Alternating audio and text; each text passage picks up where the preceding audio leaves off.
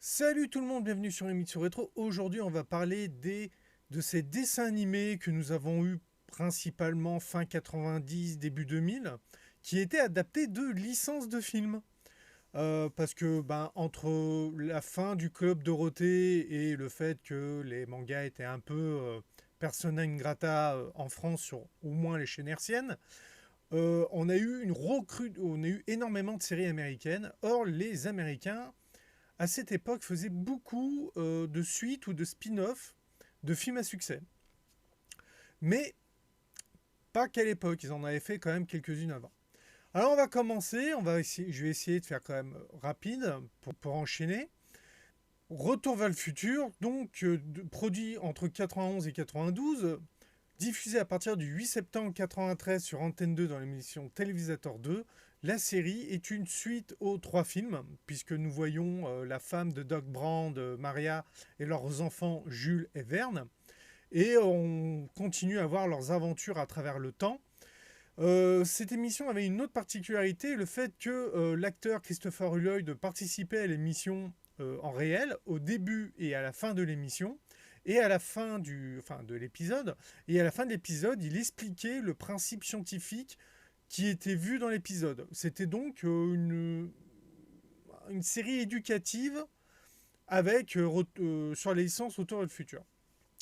Ensuite, on passe à Extreme Ghostbusters 1997, diffusé à partir du 2 septembre 1998 sur France 3 dans les Minicums. C'est une suite aux deux films Ghostbusters. On est quelques années plus tard, il ne reste plus que Egon qui donne des cours sur le paranormal. Et en fait, il va, avec ses élèves, monter une nouvelle équipe de Ghostbusters pour protéger New York des fantômes. Ensuite, on va sur la famille Adams. Après le succès du premier film de la famille Adams, qu'à l'origine, la famille Adams c'est une série télé des années 60 en noir et blanc, qu'ils appelaient The Freak Show, si je me souviens bien.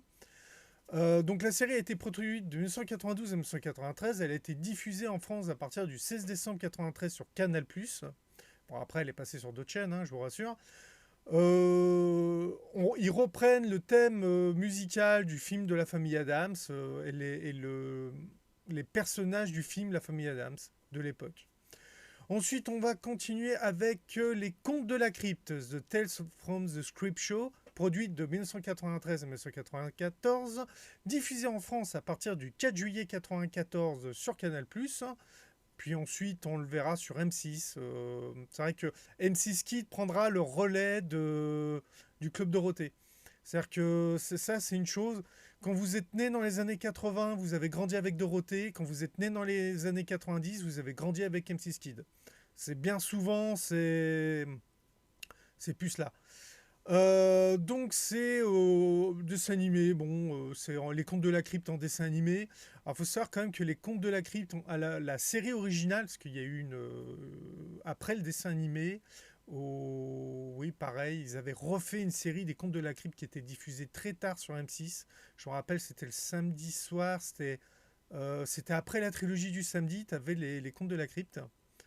Donc c'était une série produite par Steven Spielberg. Walter Hills, Robert Zemeckis et Joel Silver, donc des grands noms de la réalisation, basé sur la série de comics des années 70 et d'autres séries.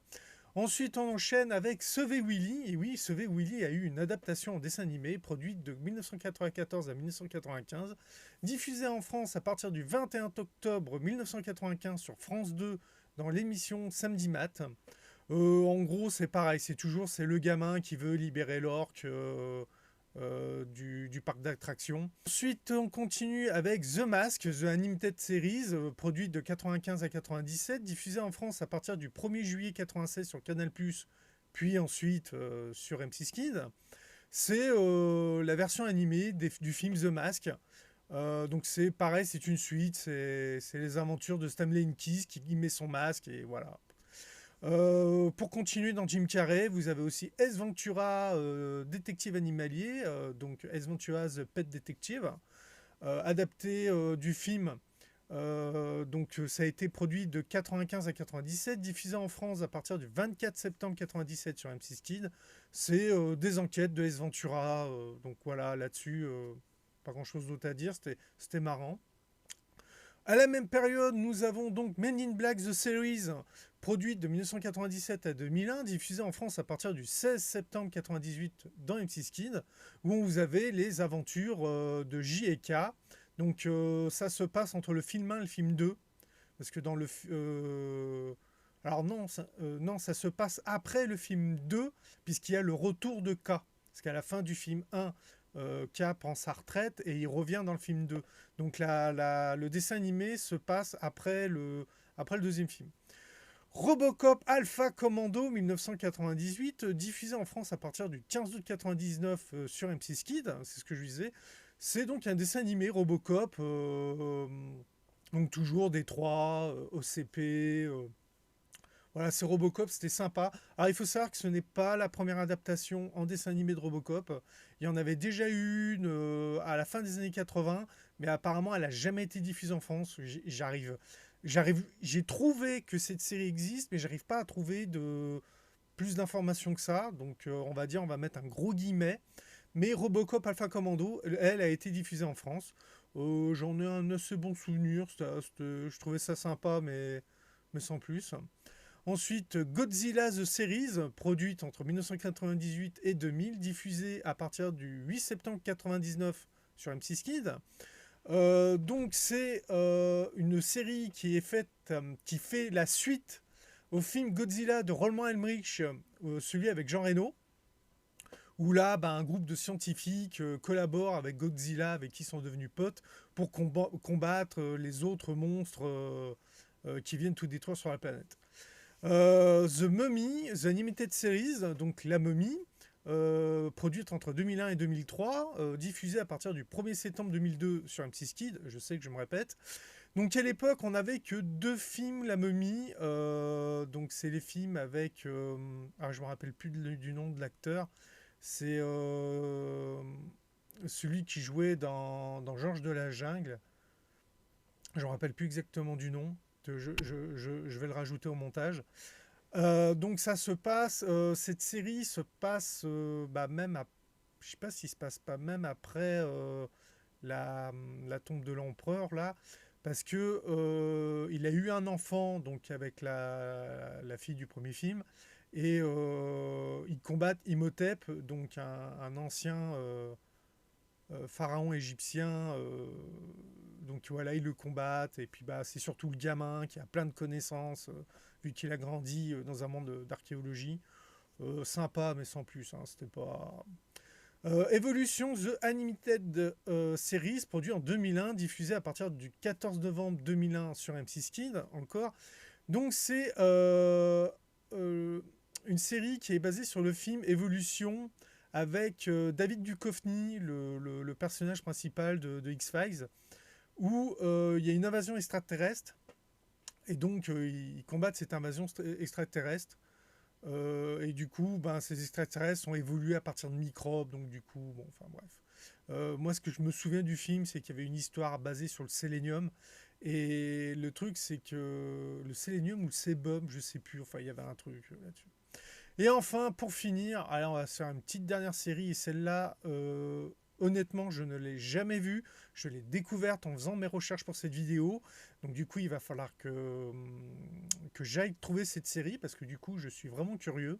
C'est Stargate Infinity, produit en 2002, diffusé à partir du 30 août 2003 sur M6 Kids. L'histoire se passe 20 ans après les aventures de SG1. Donc en fait, on est un dessin animé qui se passe après la série télé, qui se passe après le film. Donc la nouvelle équipe est composée du major Gus Burner et de sa nièce Tessie, experte en arts martiaux. Deco, mécanicien hors pair de Seattle. Une jeune indienne qui peut lire dans les pensées et de l'inexpérimenté R.J. Harrison, aussi indiscipliné que courageux. Le vétéran va donc devoir encadrer les 4 jeunes cadets issus du Stargate Command. Voilà, donc parmi les missions, seule de trouver une nouvelle équipe, la protection de Draga, une créature extraterrestre unique descendante de la race des anciens, ceux-là même qui ont créé Stargate. Ah ouais, faut vraiment que je voie cette série. Oh, moi qui adore Stargate, je connais pas du tout cette série.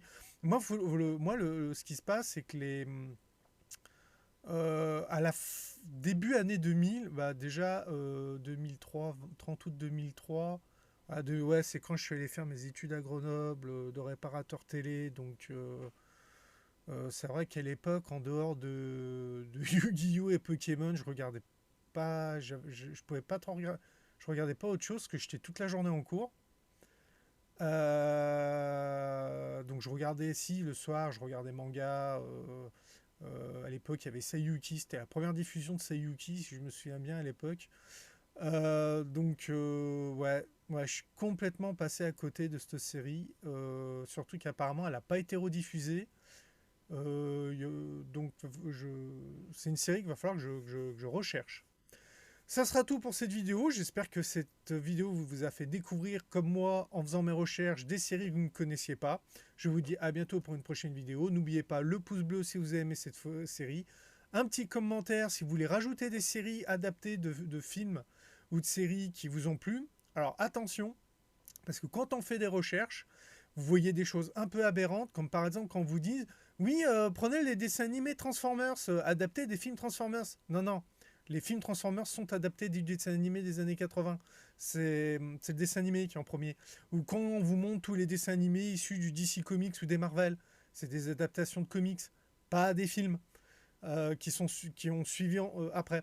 Donc, c'est pour ça que j'ai limité le nombre de séries. Allez, je vous dis à bientôt et on se revoit. Bye.